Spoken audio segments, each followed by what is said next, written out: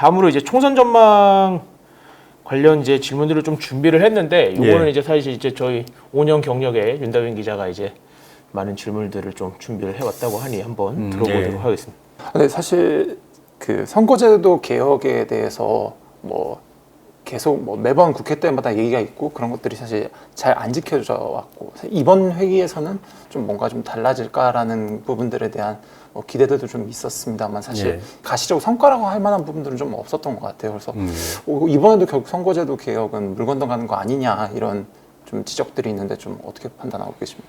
원래 사실 어려운 작업이었기 때문에 역대 국회가 큰 진전을 못 보였는데 일단 성과는 있죠. 초당적인 모임이 형성돼서 이렇게 정치개혁 활동을 벌이고 있다는 것 자체가 우리 국회 역사상 처음 있는 일이고 전원위원회도 선거법 주제로 정치개혁을 주제로 해서 처음 열렸고 또 거기에서 나흘 동안 여야 의원들이 전에 없던 모습을 다 보여줬죠. 전에 같으면 이제 당론이 정해지고 그 당론 가지고 스피커가 돼가지고 막 서로 대립하는데 이번에 전원위원회 때는 상당한 공감대를 보여줬어요. 여야 똑같이 우리 정치 이대로는 안 된다. 바뀌어야 된다. 라는 데 대해서 똑같이 고민하고 있다는 걸 국민들에게 이제 노출을 시켰어요. 국민들이 일단은 문제인식이 많지만 300명 국회의원들도 사실은 똑같은 문제인식을 느끼고 있다는 걸 갖다가 확인시켜줬다는 거. 당론에 매이지 않고 평소에 자기가 생각했던 걸 그 가감 없이 다 이야기할 수 있었다는 거. 저는 의미가 깊다고 생각합니다. 그리고 외곽에서도 보수 진보 할 것 없이 시민사회단체 학계에서 한 목소리로 공동으로 기자회견도 하면서 선거 개혁을 촉구하는 그런 목소리 낸 것도 드문 일이었고 이건 분명히 변하고 진전입니다. 최근에 이제 김기현 대표가 또 의원 정수 30석 축소를 또 주장하시면서 국민의힘은 과연 이제 선거제 개편이나 다음 총선에서의 어떤 룰을 세팅하는 문제에 있어서 과연 어떤 것들을 지금 우선순위에 두고 있나라는 좀 궁금증이 들거든요. 아직도 우리 이제 당 내부에서 당론이 결정된 상태는 아닌데 국민들이 이거 늘리는 거는 절대 안 된다고 그러는데 우리가 이거를 거슬러 가면서 하는 건 정치적인 도리가 아니다. 도리가 아니다. 라는 생각하고 오히려 국민들 민심을 존중한다면 줄여야 되는 것 아닌가 하는 그런 그 이야기들이 있고 정치개혁이라는 측면에서 이런 승자 독식이라든지 양당 극한 대결 구도라든지 이런 것들을 해소하려면은 결국은 부분적으로 중대선거구제를 도입해야 되는 거 아니냐. 지방은 중대선거구제 해버리면은 이거는 선거구 자체가 그 기형이 되어버리기 때문에 수도권과 대도시 중심으로 중대선거구제를 도입하는 게 결국 대안일 수밖에 없는 것 아니냐.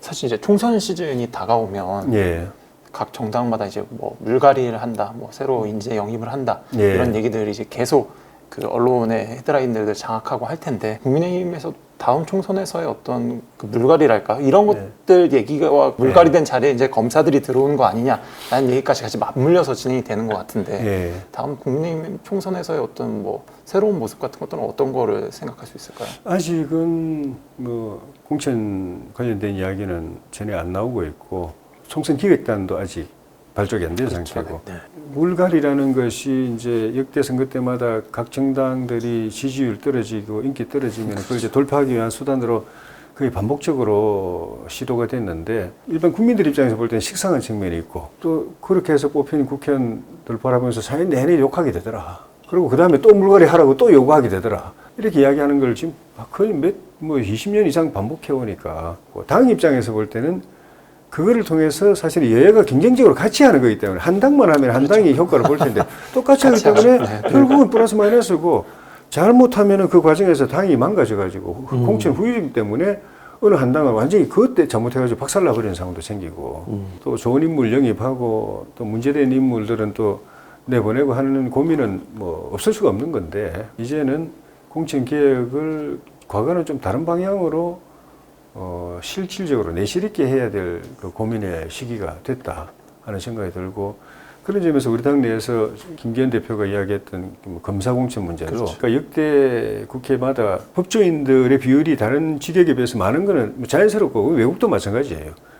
법을 다루는 기관이기 때문에 법을 직업으로 했던 사람들이 상대적으로 많은 건 그건 자연스러운 현상인데 법조계 출신 중에서 유능한 사람들이면 많이 이제 데려와야죠. 법조인이라서 안 된다는 것도 잘못된 거고. 근데 어느 한쪽이 지역이 너무 많이 쏠림 현상이 생기면은 전체 대표성에 문제가 있기 때문에 또 그것도 좀 이제 지켜야 되고 합리적이고 투명한 절차를 통하지 않고 되게 되면은 역대 우리가 경험해 보듯이 공천 후유증이 생기죠. 그거는 근데 우리 당 구성원들이 다 그냥 인식을 하고 있다고 봅니다. 공천에 참여하는 사람들도 마찬가지고 21대, 20대 총선은 우리가 거의 뭐 180석까지 이야기했다가 참패를 당했던 그런 뼈아픈 경험. 그래가지고 정권까지 임기 못 채우고 탄핵으로 중간에 그냥 넘겨주고 이랬던 경험이 있기 때문에 아마 좋은 인재를 발탁할 필요성은 느끼지만 그걸 어떻게 이행을 할 것인가에 대한 고민을 동시에 할 거라고 봅니다. 김기현 대표가 검사 공천은 없다라는 말을 여러 차례 말씀을 하셨어요. 근데 그럼에도 이제 아마 현역 의원이나 당협 위원장들 사이에서의 어떤 뭐 불안감이랄까요? 그런 것들은 계속 남아 있다 보니까 계속 확언을 하는데도 계속 이 얘기들이 확대 재생산되고 있는 것 같아요. 심지어 뭐 김기현 대표는 대통령의 생각까지도 확인했다 뭐 이런 말씀도 하셨는데 실제 검사들이 중용되는 공천 가능성은 없다고 봐야 되는 겁니까? 사실 저는 뭐 대통령 또 당대표 생각을 정확하게는 모르는데 제가 짐작하기는 검사 출신 가운데 유능한 사람들이 일부 발탁이 될 수도 있다고 봅니다. 우리 당에 도움되는 인재들이라면 그건 나쁘게 볼 일도 아니고 좀 단도직입적으로 여쭤보면 한동훈 법무부 장관도 그 유능한 검사 풀에 포함되는 겁니까? 네, 제가 제 견해를 볼 땐 그렇습니다. 단순한 유능한 검사가 아니고 지금 법무부 장관으로서도 유능하죠. 일반 국민들이 굉장히 관심을 가지는 문제 중에 하나가 이제 이준석 전 대표의 거취 문제인데 국민의힘에서 지금 비어있는 당협위원장들에 대해서 공모 절차를 진행하고 있는데 이제 이준석 대표가 있는 서울 노원병은 지금 그 공모 지역에서 빠졌어요. 그래서 이준석 대표의 일단 빈자리를 채우진 않고 그대로 공석으로 둔 건데 다음 총선에서 이준석 대표의 공천 가능성이나 내지는 필요성 이런 것들에서 어떻게 생각하고 계십니까? 저는 아시는 것처럼 지난번에 이준석 대표를 징계할 때도 초반에는 반대했었어요. 안고 가야 된다라고 했었다가 대놓고 대통령 뭐 비난하고 하는 그때부터는 저도 이 대표를 더 이상 이렇게 케어를 안 하게 됐는데 결국 고민 지점은 그겁니다. 한동훈 장관 케이스도 마찬가지지만 우리 당이 총선 승리하려면 지금 이 지지율은 아주 기초적인 거거든요. 이거보다 더 많이 지지율이 올라가야 되고 더 나아가서 승리를 안정적으로 가져가려고 하면은 지역적으로 뭐 호남 또는 젊은 계층 또 합리적 진보까지 다 끌고 와야 됩니다. 총력전을 펼쳐야 됩니다. 그러려면은 이준석 대표 같은 사람이 갖고 있는 지지기반도 끌고 와야 돼요. 어떻게든 간에. 그러려면 이제 이준석 대표가 그렇게 할 수 있는 역할 공간을 줘야죠. 그런데 그 전제 조건이 있습니다.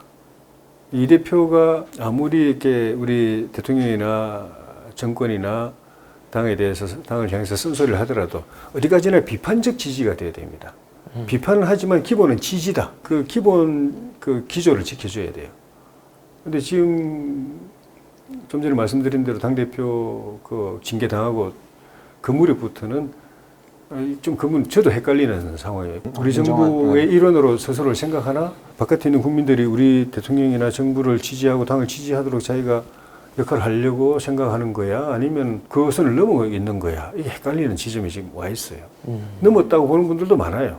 그렇죠. 왜냐하면 그냥 비판적 지지가 아니라 대놓고 공격하고 비난하고 또는 어떤 비아냥거리는 그런 표현도 쓸 때도 많았기 때문에 지난번 같은 경우 특히 대통령을 대놓고 조롱하는 표현까지 했을 정도니까 그러니까 아예 그냥 남의 식구다라고 도움이 안 된다고 당에 해당 문제라고 생각하는 당원들도 실제로 많이 있으니까 그 부분이 정리가 안 되면은 참 쉽지가 않을 것 같아요. 그래서 저는 그 부분 빨리 정리하고 대통령 인정하고 정부 잘 되기 바라고 바깥에 있는 표를 끌어오는데 자기가 역할을 하기로 딱 정하고 이렇게 자기 역할을 잡아야 같이 할 수 있다고 봅니다. 그러면 당이 잘 되기 위해서라도 총선에서 이기기 위해서라도 역할 공간을 주려고 고민할 수 있겠죠. 앞으로 어떤 모습을 보여주는지가 이제 중요하다. 본인이 총선까지 그 점을 좀 분명히 정리를 해줄 필요가 있다고 봅니다. 좀 더 지켜봐야 된다. 네. 어떤 태도를 보이는지 지켜봐야 된다. 저도 그냥 궁금한데 유승민 전 의원은 본인은 이제 불출마 약간 이렇게 무게를 두는 말씀을 계속 하시는데 실제로 어떻게 불출마 계속 하시는 게 유지가 될까요? 참 잘 모르겠는데 뭐 제가 말씀드리는 원론적 차원에서 보면은 그냥 총 메고 나서야죠. 일선에 다 나서야죠. 다 우리 편이라고 생각한다면요. 보수의 편이고 우파의 편이고 윤석열 정부의 편이고 생각한다면은 많은 분들의 적은 분들은 심지어 저는 바깥에 계신 전직 대통령들조차도 이명박 대통령이나 박근혜 대통령조차도 윤석열 내년 총선 승리와 윤석열 정부의 성공을 위해서 자기가 조금이라도 할 수 있는 일이 있다면 같이 할 수 있었으면 좋겠다. 대통령 잘 되게 하고 당 정부 잘 되게 하고 당이 총선에 이기도록 하는데 마음먹으면은 그분들은 또 상당한 역할을 할 수 있는 분들이기 때문에 입장을 그렇게 좀 정리를 해주면 좋겠다. 그런 게 제 바람입니다. 그럼 비슷한 논리에서 저 민주당에서는 조국 전 장관도 본인 역할을 해야 되는 거겠네요.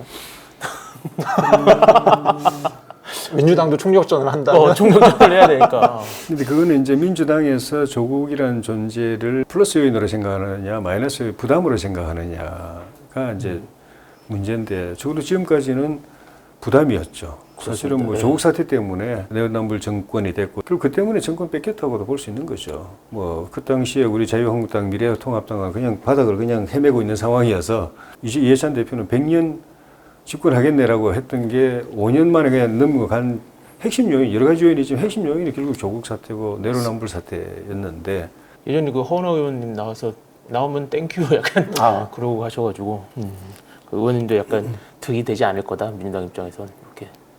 지금 민주당 분위기를 보면은 친명 쪽에서는 좀 일부 긍정적으로 생각하는 사람들도 있는 것 같고, 비명이나 또 나머지 다수는 겨우 조국의 강을 걷는데 다시 조국의 늪에 빠지라는 이야기냐, 이런 그 이야기가 좀 큰 흐름이 아닌가 싶기도 해요. 네.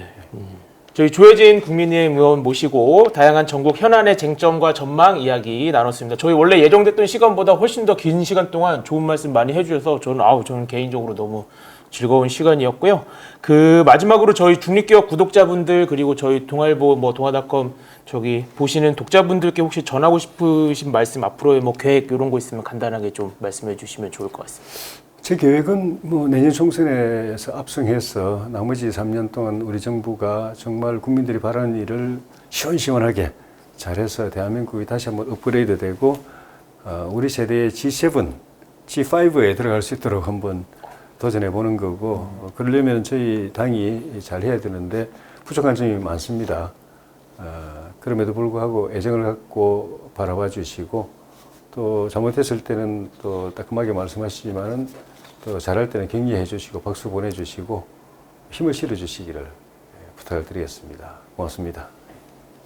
자, 오늘 중립기어는 여기까지 하도록 하겠습니다. 저희 중립기어는 동아일보 유튜브 채널 언제든 다시 만나실 수 있습니다.